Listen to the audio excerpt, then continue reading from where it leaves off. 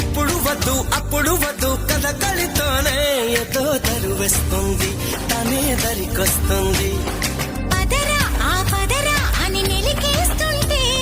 పదరా ఓ పొదకే అని సై అన్నట్టే పదరా ఓ పొదకే అని సై అన్నట్టే చెలి సలహా పస్తేనంటే